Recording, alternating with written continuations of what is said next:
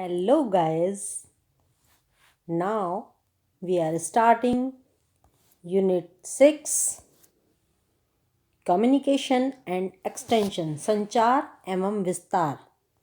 We are starting this unit and chapter number 17. Chapter is Development, Communication and Journalism. विकास, संचार और पत्रकारिता. आज हम इस चैप्टर को पढ़ेंगे. देखते हैं सबसे पहले इसका इंट्रोडक्शन देखते हैं कि ये जो जर्नलिज्म है, कम्युनिकेशन है, ये क्या है.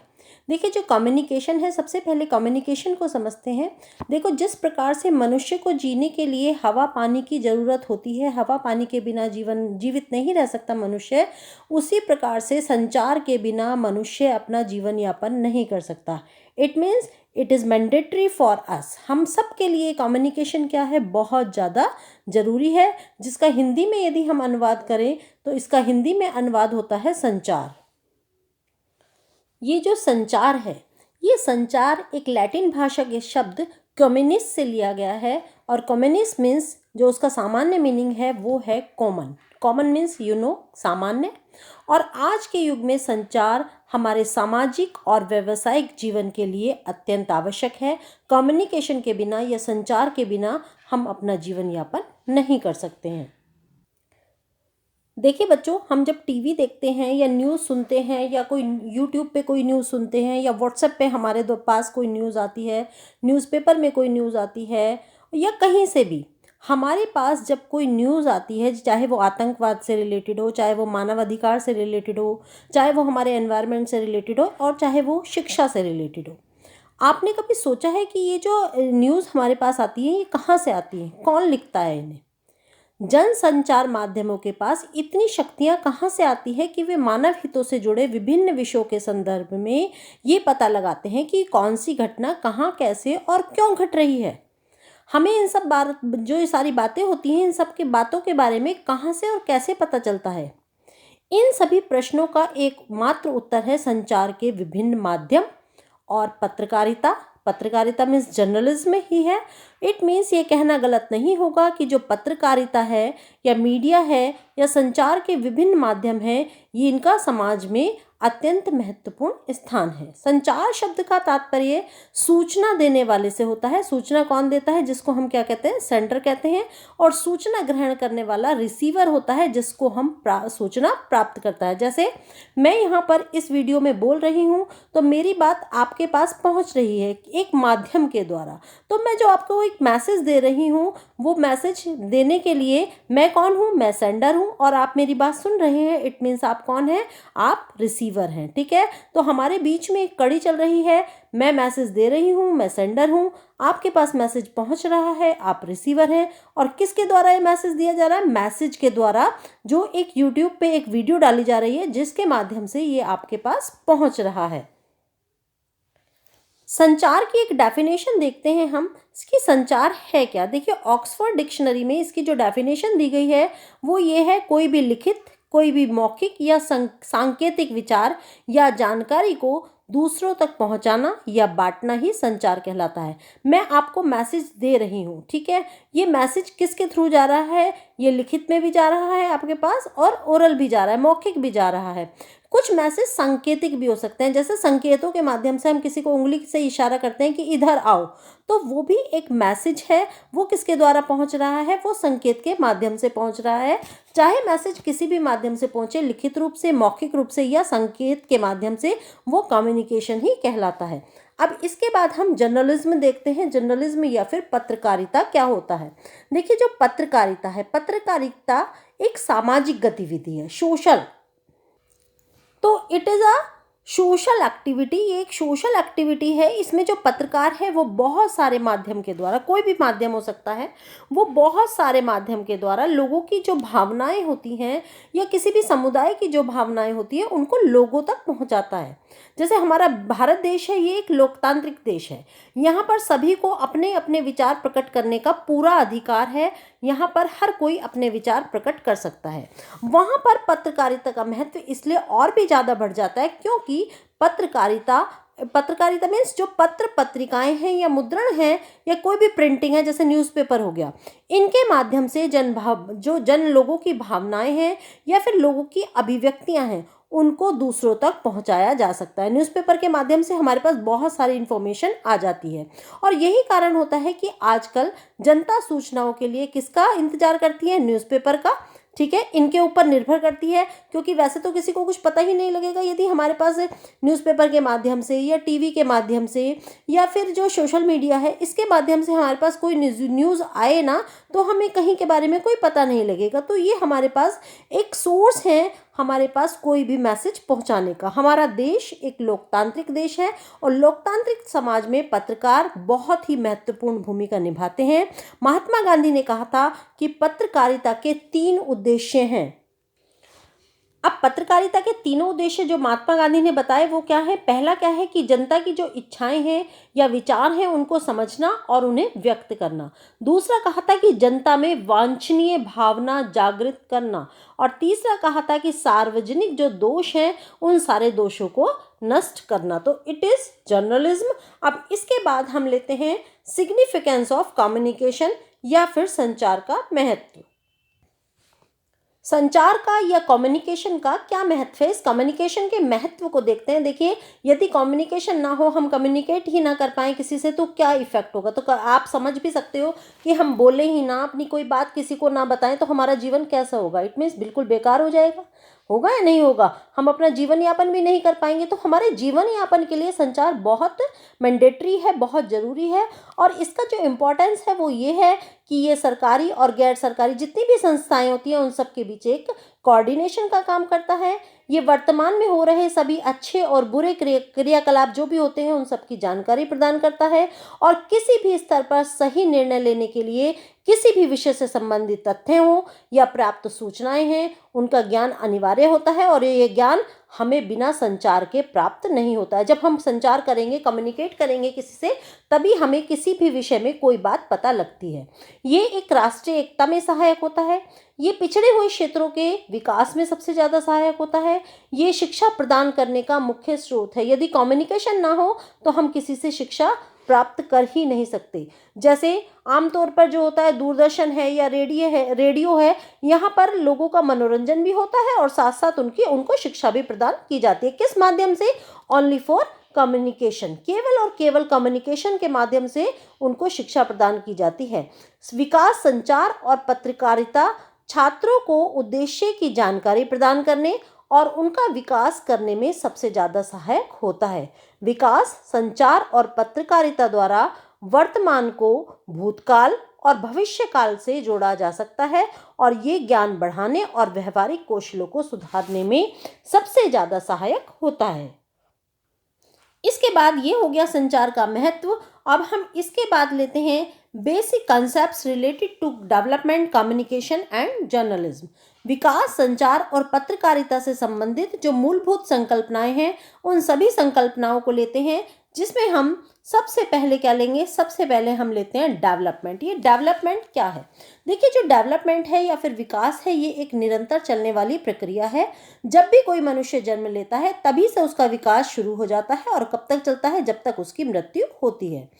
इस विकास के द्वारा मनुष्य के सामाजिक, आर्थिक और सांस्कृतिक जीवन में बिना किसी शोषण, हिंसा या भेदभाव के सकारात्मक परिवर्तन लाया जा सकता है।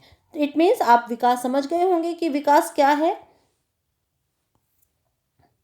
इसके बाद हम लेते हैं डेवलपमेंट जर्नलिज्म या फिर विकास पत्रकारिता क्या होता है। जो विकास पत्रकारिता है या डेवलपमेंट जर्नलिज्म है, ये एक बहुत ही नया कॉन्सेप्ट है और ये जो कॉन्सेप्ट है ये उपनिवेशी युग के समाप्त होने पर अस्तित्व में आया है और ये एक ऐसा क्षेत्र है जो विकास से संबंधित बहुत ज़्यादा विकास से संबंधित है। इसको इजी शब्दों में हम इस तरह से भी कह सकते हैं कि समाचार पत्रों में विकास संबंधित लेखों एवं खबरों को प्रमुखता से छापना ही विकास पत्रकारिता है। किसी भी एरिया का यदि कहीं डेवलपमेंट हो रहा है और उस डेवलपमेंट को यदि न्यूज़पेपर में छापा जाता है तो वो ही विकास पत्रकारिता या डेवलपमेंट जर्नलिज्म कहलाता है। तो आई थिंक आपको डेवलपमेंट जर्नलिज्म पूरा क्लियर हो गया होगा ये क्या है। विकास, जहाँ पर भी विकास हो रहा है उसको जर्नलिज्म के माध्यम से लोगों तक पहुँचाना, उस विकास को लोगों के पास तक उन खबरों को पहुँचाना ही डेवलपमेंट जर्नलिज्म कहलाता है। देखिए, जो आज़ादी है उससे पहले केवल लोगों तक वही खबर पहुंचाई जाती थी जो वहां का शासक चाहता था। यदि शासक चाहता था कि ये खबर लोगों तक ना पहुंचे तो वो खबर नहीं पहुंचती थी। लेकिन जब भारत स्वतंत्र हो गया तो स्वतंत्रता के पश्चात भारत में बहुत सारे क्षेत्रों में तेजी से विकास की शुरुआत हुई और यहाँ पर पत्रकार और लेखक या फिर लोग जो भी थे, इनको विकासात्मक कार्यों के बारे में बताना चाहते थे और यहीं से विकास पत्रकारिता की शुरुआत हुई। तो दिस इज डेवलपमेंट जर्नलिज्म। आजकल जो भी विकास पत्रकारिता से जुड़े हुए पत्रकार हैं वो ऐसे संस्थाओं के विषय में लिखते हैं जिन्होंने नई नई टेक्नोलॉजी और नई नई विधियों का प्रयोग करके समाज की उन्नति में अपना योगदान दिया है।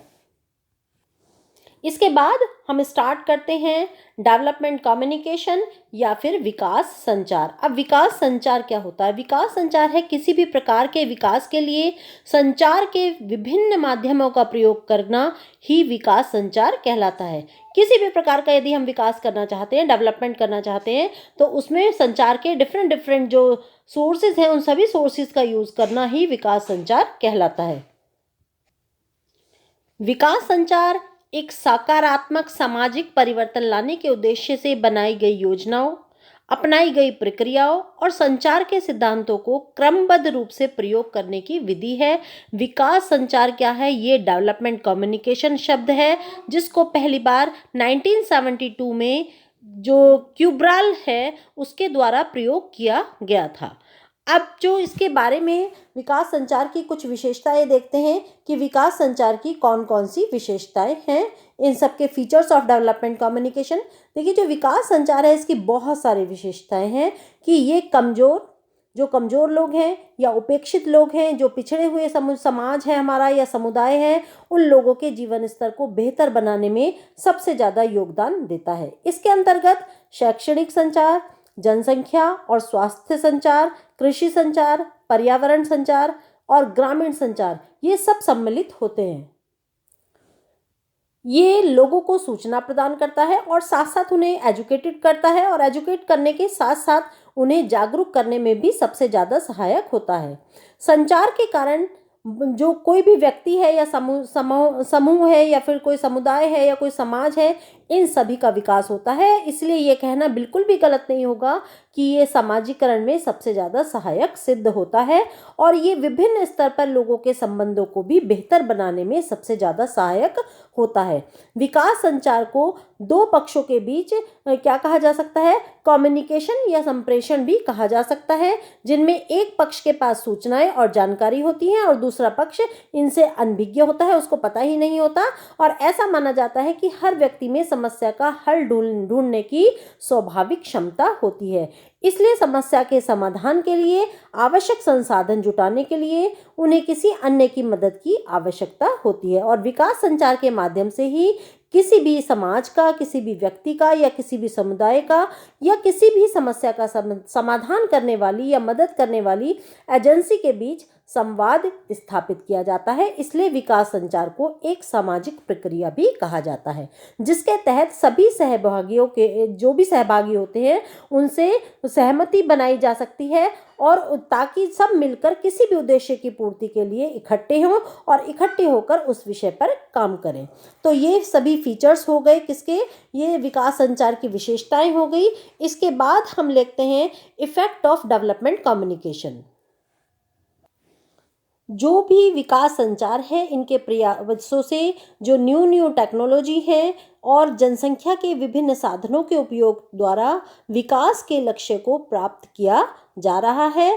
और इसमें क्या क्या प्रयास किया जा रहा है? जैसे धूम्रपान रोकथाम, HIV एड्स और इन सब के प्रति जागरूकता अभियान स्टार्ट किया जा रहा है और साक्षरता अभियान और उपभोक्ता संरक्षण, इस तरह के अभियान चलाए जा रहे हैं।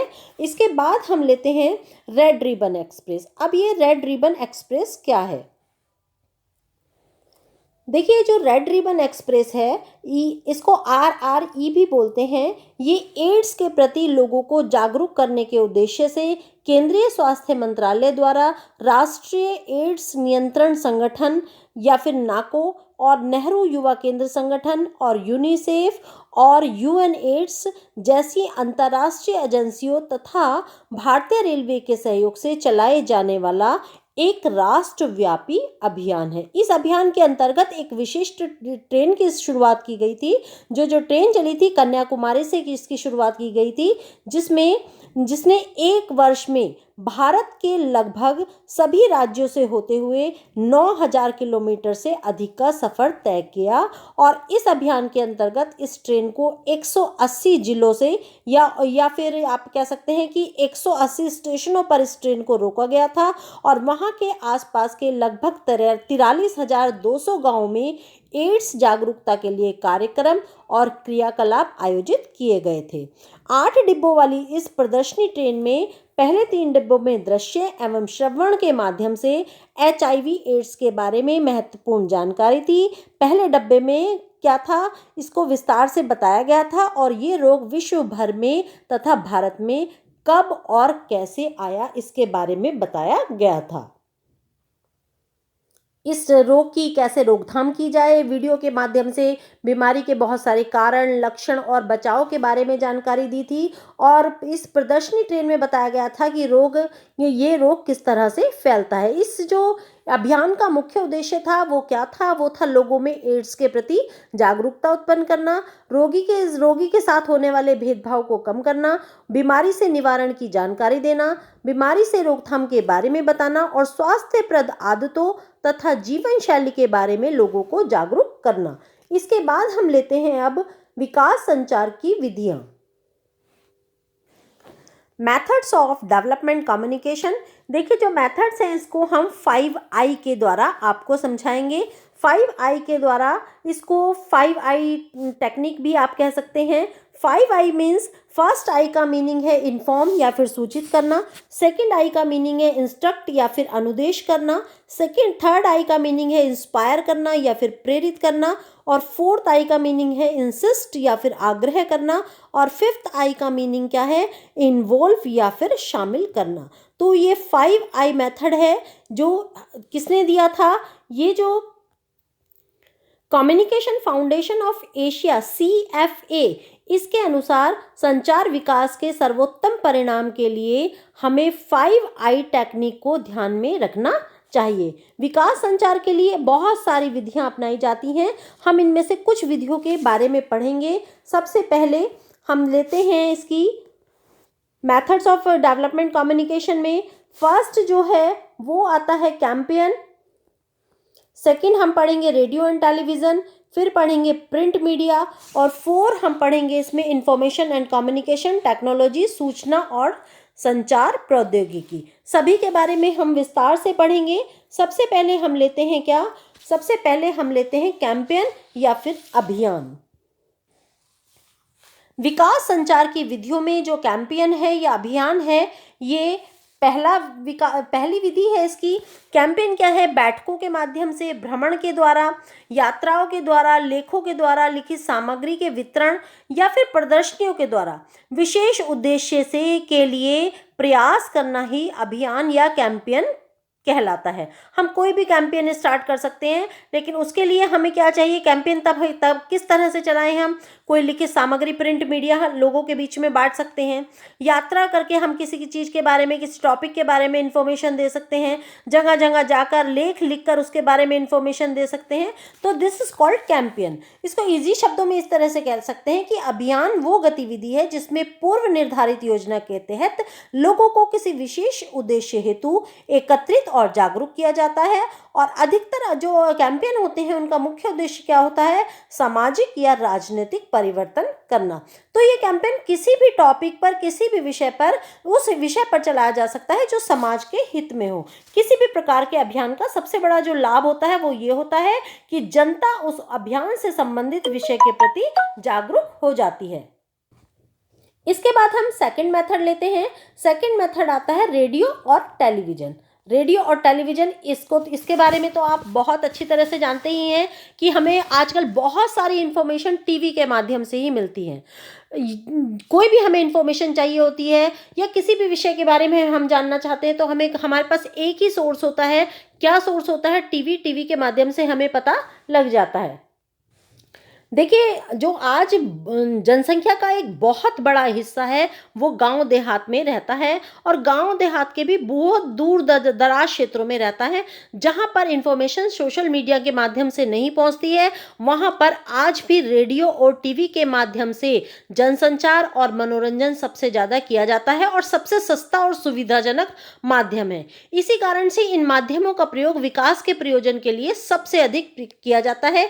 इनमें से जो टीवी है इसकी अपेक्षा रेडियो बहुत दूर दराज वाले क्षेत्रों में होता है, जहां पर टीवी भी नहीं पहुंच पाता। तो ये एक माध्यम बन जाता है जिससे अधिक से अधिक लोग उसका लाभ उठा सके। संचार के किसी भी अन्य माध्यम के अपेक्षा रेडियो का उपयोग सबसे ज्यादा लोगों द्वारा किया जाता है और भारत के दूर दराज के क्षेत्रों में जहां बिजली हर समय नहीं आती है, वहां पर संचार का अन्य कोई भी माध्यम नहीं होता, वहां रेडियो ही संचार का सबसे बड़ा माध्यम होता है, जिसके द्वारा हम लोगों तक सभी न्यूज़ को पहुंचा सकते हैं। रेडियो संचार का चल माध्यम है, इसलिए आजकल रिक्शा में, ऑटो में, बसों में, ट्रकों में, इन सभी जगह पर रेडियो का खूब प्रयोग किया जाता है। टेलीविज़न की अपेक्षा ये एक सस्ता साधन है जिसको निम्न आय वर्ग के लोग भी प्रयोग कर सकते हैं। अब इसमें जो रेडियो है उसमें एक तो आता है कम्युनिटी रेडियो। अब ये कम्युनिटी रेडियो क्या होता है? देखिए, कुछ वर्षों पहले एक राज्य के रेडियो प्रसारण केंद्र में आसपास के राज्यों के सीमावर्ती क्षेत्रों तक कार्यक्रमों का प्रसारण किया जाता था और ऐसे कार्यक्रमों का एक राज्य से दूसरे राज्य में प्रसारित होने के कारण वहाँ के लोगों को रेडियो पर प्रसारित होने वाली भाषा को समझने में क्या होती थी? प्रॉब्लम होती थी, क्योंकि वो उस लैंग्वेज को नहीं समझ पाते थे। इसके अलावा क्या होता था, एक क्षेत्र की आवश्यकताएं अलग होती थी, एक क्षेत्र की समस्याएं अलग होती थी और दूसरे क्षेत्र की आवश्यकताएं और समस्या अलग होती थी। इसीलिए भी वो लोग उन खबरों में इंटरेस्ट नहीं लेते थे। इसको आप इस एग्जाम्पल से समझ ले सकते हैं। जैसे मान लीजिए पंजाब पे रेडियो है, अब वहाँ का पंजाब का रेडियो एक पंजाबी भाषा में प्रसारित होता है, लेकिन जब हमें उत्तर प्रदेश में हम रहते हैं, यहाँ पर पंजाबी रेडियो यदि हमें सुनने के लिए मिले तो हमें समझ नहीं आएगा और समझ नहीं आने के कारण वो सुनना हम पसंद नहीं करते हैं। तो इस तरह की बहुत सारी समस्याओं को देखते हुए संचार माध्यम के रूप में रेडियो की लोकप्रियता के कारण आकाशवाणी ने एक नए प्रारूप की शुरुआत की और इस प्रारूप के अंतर्गत रेडियो कार्यक्रमों को एक ऐसे सीमित क्षेत्र के दायरे में प्रसारित किया जाने लगा जहां की भौगोलिक और सामाजिक स्थिति समान होती है। और इस जो ये जहाँ की भौगोलिक स्थिति समान होती है, इस प्रारूप की जो स्थानीय रेडियो या फिर इसको कहा गया, इसको कम्युनिटी रेडियो भी कहा गया। तो इसी को कम्युनिटी रेडियो या फिर समुदाय रेडियो कहा जाता है। इसके बाद हम नेक्स्ट लेते हैं प्रिंट मीडिया। प्रिंट मीडिया तो आप समझते ही होंगे। प्रिंट मीडिया से मतलब है कोई भी न्यूज़पेपर हो सकता है, कोई भी मैगजीन हो सकती है या फिर कोई भी ऐसी न्यूज़ जो हमें एक पेपर पर लिखी हुई मिल रही है, that is called print media. तो आज देश भर में राष्ट्रीय और क्षेत्रीय स्तरों पर अनेकों जो है हमारे दैनिक समाचार पत्र छपते हैं, परंतु इनमें से लगभग सभी समाचार पत्रों में खेल, फिल्म, राजनीतिक गतिविधियां और शहरों से संबंधित खबरें ही होती हैं। इनमें ग्रामीण क्षेत्रों से और कृषि से संबंधित समस्याओं के बारे में बहुत कम खबर होती है, ये मान लीजिए ना के बराबर ही होती है। ऐसे बहुत कम क्षेत्रीय अखबार हैं जो ग्रामीण क्षेत्रों और कृषि से संबंधित समस्याओं के बारे में लिखते हैं या छापते हैं। ग्रामीण क्षेत्रों की उपेक्षा के बावजूद भी कमल की ताकत, जो कलम है उसकी ताकत और प्रेस की शक्ति को नकारा नहीं जा सकता। प्रिंट मीडिया की ताकत का ऐसा ही एक उदाहरण है छतेरा ग्राम परियोजना। छतेरा ग्राम परियोजना क्या है, इसकी शुरुआत 1969 में हुई थी। और जो छतेरा है ये उत्तर पश्चिम दिल्ली में एक छोटा सा गांव है। हिंदुस्तान टाइम्स ने अपनी खबर में वहां के निवासियों के जीवन को वर्णित करते हुए नियमित रूप से एक कॉलम छापना शुरू किया था और वहां के गांव के बारे में बहुत सारी जानकारियां छापने लगा था।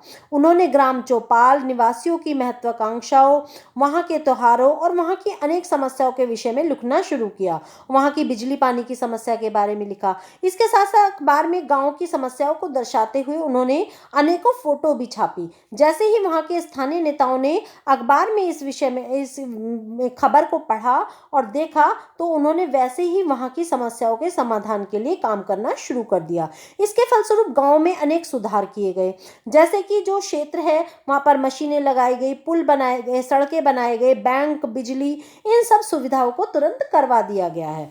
तो ऐसे बहुत सारे जो गांव हैं वहां पर वहां की खबरें अखबारों में ना के बराबर ही आती हैं।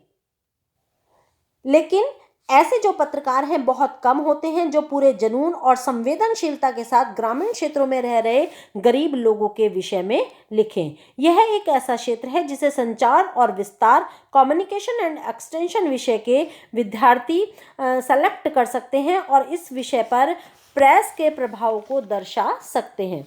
इसके बाद हम फोर्थ मेथड लेते हैं, ICT, information and communication technology. Information and communication technologies क्या होती हैं?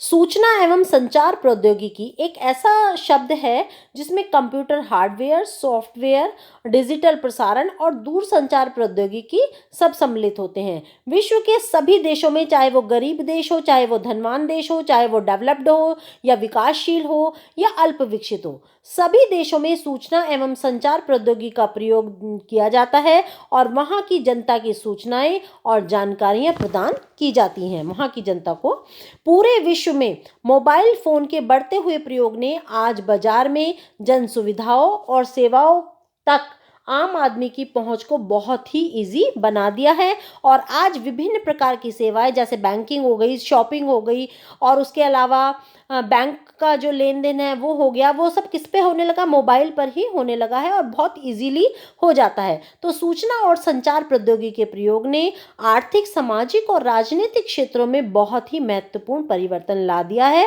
कई लोगों का तो ये भी मानना है कि निर्धन और पिछड़े हुए लोगों के जीवन को बेहतर बनाने के लिए सूचना, संचार और प्रौद्योगिकी के उपयोग का सबसे अधिक कारगर तरीका है। और टेली सेंटरों की शुरुआत इस संदर्भ में विभिन्न योजनाएं भी, बहुत सारी योजनाएं भी शुरू की गई हैं। इसके बाद हम देते हैं इस क्षेत्र में जीविका के लिए ज्ञान और कौशल, knowledge and skills required for a career in this field. तो सबसे पहले हम इसमें फर्स्ट लेते हैं संज्ञानात्मक कौशल या फिर कॉग्निटिव स्किल्स। संज्ञानात्मक कौशल क्या है? ये एक प्रकार की मानसिक प्रक्रिया है। किसी भी पत्रकार और संवाददाता, जो भी संवाददाता होता है, को किसी समस्या के विषय में प्रभावी रूप से लिखने या प्रस्तुत करने से पहले उस समस्या को अच्छी तरह से समझना जरूरी होता है। और किसी भी समस्या को समझ पाने के लिए व्यक्ति को संज्ञानात्मक रूप से कुशल होना बहुत ज़्यादा जरूरी है। यदि वो संज्ञानात्मक रूप से पूरी तरह से कुशल होगा तो वह उस समस्या को पूरी तरह से पहले समझेगा और समझने के बाद ही वह उस समस्या को लोगों के सामने प्रस्तुत करेगा। तो उसके अंदर क्रिएटिव स्किल्स का होना सबसे ज़्यादा जरूरी होता है। इसके बाद उसके अंदर जो स्किल्स होने चाहिए वो होने चाहिए टेक्निकल स्किल्स या फिर तकनीकी कौशल। तकनीकी कौशल वह कौशल है जिसके अंतर्गत व्यक्ति अपने व्यवसायिक क्षेत्र से संबंधित विभिन्न तकनीकों का प्रयोग करना जानता है। जैसे कि यदि कोई फिल्म बनाने में रुचि रखता है तो उसे कैमरा चलाने की बहुत अच्छी टेक्नोलॉजी के बारे में सब पता होना चाहिए। यदि उसको उसकी नॉलेज ही नहीं होगी तो वो उस बात को लोगों तक सही तरीके से नहीं पहुंचा पाएगा। यदि व्यक्ति विकास, संचार एवं पत्रकारिता के क्षेत्र में कार्य करना चाहता है तो उसे इस क्षेत्र से संबंधित सभी विषयों में तकनीकी रूप से कुशल होना आवश्यक है। इसके बाद हम थर्ड लेते हैं क्वेश्चनिंग एबिलिटी। क्वेश्चनिंग एबिलिटी से मीनिंग है क्वेश्चनिंग करना या फिर प्रश्न करने की क्षमता। प्रश्न करने की क्षमता किसी भी व्यक्ति को किसी भी समस्या को बेहतर ढंग से समझने में सहायता करती है। इससे अनेक समस्याओं का समाधान किया जा सकता है। इसके अंतर्गत हम यात्रा करने को भी जोड़ें और तब ये भी अधिक प्रभावशाली बन सकता है, क्योंकि व्यक्ति स्वयं एक स्थान से दूसरे स्थान पर जाएगा, वहाँ की स्थिति का अवलोकन करेगा और उसके अनुभव के आधार पर क्वेश्चनिंग करके इस विषय को लोगों के सामने अच्छी तरह से प्रस्तुत कर सकता है। नेक्स्ट मेथड लेते हैं हम। नेक्स्ट मेथड आता है ability to work with diverse groups. Diverse groups means विविध प्रकार के जो ग्रुप्स होते हैं उनके साथ कार्य करने की क्षमता। विकास, संचार और जो पत्रकारिता है इसके क्षेत्र में कार्य करने की चाह रखने वाले जो व्यक्ति होते हैं उनमें विभिन्न प्रकार के लोगों और समूहों के साथ मिलकर कार्य करने की क्षमता होनी चाहिए। ये कौशल उनके अंदर होना चाहिए। उसे स्वयं को ऐसे ढालना चाहिए जिससे वो उस समूह के लोगों के जीवन को प्रभावित करने वाली समस्याओं के बारे में ठीक ढंग से समझ सके और उसका समाधान निकाल सके। नेक्स्ट आता है फिर लैंग्वेज एंड कंप्यूटर स्किल्स, भाषा और कंप्यूटर कौशल। विकास, संचार एवं पत्रकारिता के क्षेत्र में व्यक्ति को बहुत लिखना और बोलना पड़ता है, इसलिए जरूरी है कि व्यक्ति को एक या उससे अधिक भाषाओं में बात करना आए, लिखना आए, अपनी बात को प्रस्तुत करना अच्छी तरह से आए। पत्रकारिता में आजकल अधिकतर जो रिपोर्टिंग होती है या लेख होते हैं वो कंप्यूटर द्वारा आदान प्रदान किए जाते हैं, इसलिए कंप्यूटर चलाना अच्छे से आना चाहिए और विभिन्न प्रकार के सॉफ्टवेयर की जानकारी अवश्य होनी चाहिए। इसके बाद हम लेते हैं विकास संचार के क्षेत्र में संभावनाएं और जीविका के अवसर। Scope and career avenues in development communication. यदि आप इस फील्ड में अपना करियर बनाना चाहते हैं, देखिए ये क्षेत्र बहुत ज़्यादा व्यापक है और इस क्षेत्र में सूचना प्रसार और शिक्षा, व्यवहार परिवर्तन, सामाजिक विपणन, सामाजिक परिवर्तन के लिए संचार की बहुत सारी टेक्नोलॉजी का उपयोग किए जाने लगा है। सभी जो प्रशिक्षण होते हैं और उसके अलावा जो प्रशिक्षण हो गए और क्रियाकलाप परियोजना हो गई, वो सब इसके अंतर्गत आती हैं। इसमें व्यक्तियों को संचार क्षमताओं और संसाधनों का निर्माण भी आसानी से बहुत इजीली किया जा सकता है। इसके लिए जो अवसर उपलब्ध हैं वो हैं विकास संचार, जो विशेषज्ञ हैं उनके लिए सरकारी और गैर सरकारी, जो सरकारी हैं या फिर गैर सरकारी संस्थाएं हैं, वहाँ पर जाकर जनसंचार संगठन उनके बारे में जीविका के बहुत सारे विकल्प होते हैं, उनमें से कोई भी एक विकल्प चुन सकते हैं।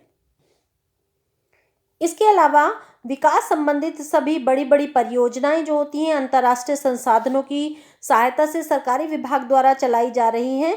ऐसे में इन संस्थाओं या सरकारी विभागों में नौकरियों के बहुत सारे विकल्प उपलब्ध होते हैं। स्वतंत्र पत्रकार के रूप में कार्य कर सकते हैं, लेखक संस्थाओं के साथ परामर्शदाता या फिर कंसल्टेंट के रूप में आप कार्य कर सकते हैं, अनुसंधान संस्थाओं में कार्य कर सकते हैं और विकास संबंधी जो समस्याएं हैं या फिर पर्यावरण संबंधी समस्याएं हैं, उसके अलावा स्त्री पुरुष संबंधी समस्याएं हैं, स्वास्थ्य है, कृषि है या अन्य किसी भी विषय में रिसर्च कार्य कर सकते हैं। इसके अलावा दूरदर्शन पर, रेडियो पर या फिर सामुदायिक जनसंचार माध्यम, परंपरागत संचार माध्यमों में विभिन्न पद पर नौकरी कर सकते हैं, रेडियो जॉकी के रूप में काम कर सकते हैं और विकास संबंधित नीतियां जो होती हैं उनको बनाने वाले अधिकारियों को तथा जमीनी स्तर पर कार्य करने वाले अफसरों को प्रशिक्षित भी कर सकते हैं। ठीक है। उसके अलावा इस क्षेत्र में जीविका संबंधी बहुत सारे उपलब्ध हैं विकल्प, जिनमें आप अपना कार्य जो भी जिसमें आपको इंटरेस्ट हो वो आप एक सेलेक्ट कर सकते हैं। विकल्प बहुत सारे मौजूद हैं, लेकिन वो सेलेक्ट करें जिसमें जो करने का पूरी तरह से पैशन हो, उस विकल्प को ही सेलेक्ट करें। अब यहाँ पर ये चैप्टर नंबर 17 हम खत्म करते हैं और आज का क्विज लेते हैं, जिसमें फर्स्ट क्वेश्चन हमारा आता है सूचना ग्रहण करने वाले और सूचना प्राप्त करने के वाले के बीच पूर्ण समझ का अर्थ है। क्या है? ABCD। You have 4 option. यहाँ पर आपके पास 4 ऑप्शन है और आपको एक सेलेक्ट करना है। कमेंट बॉक्स में आंसर करेंगे सभी बच्चे क्वेश्चन का। सेकंड क्वेश्चन आता है पत्रकारिता के क्या क्या उद्देश्य हैं? जनता की इच्छाओं, विचारों को समझना और उन्हें व्यक्त करना। B है जनता में वांछनीय भावना जागृत करना। C है सार्वजनिक दोषों को नष्ट करना और D है उपरोक्त सभी। थर्ड क्वेश्चन आता है फिर इसके बाद विकास से संबंधित लेखों और खबरों को छापना क्या कहलाता है? विकास पत्रकारिता, विकास संचार, विकास या फिर पत्रकारिता। ABCD 4 ऑप्शन है आपके पास, एक आपको सेलेक्ट करना है। फोर्थ क्वेश्चन लेते हैं, अभियान रेडियो और टेलीविजन मुद्रण माध्यम तथा सूचना प्रौद्योगिकी की किस की ये सब किसकी विधियां हैं? विकास पत्रकारिता की, विकास संचार की, विकास की या फिर पत्रकारिता की। ठीक है बच्चों, तो आपको चारों क्वेश्चन जो हैं आपके पास, ये चारों क्वेश्चन सॉल्व करने हैं और इनके आंसर आपको कमेंट बॉक्स में देखने हैं। और सभी बच्चे पूरी वीडियो को ध्यान से देखेंगे और क्विज जरूर सॉल्व करेंगे। Thank you now.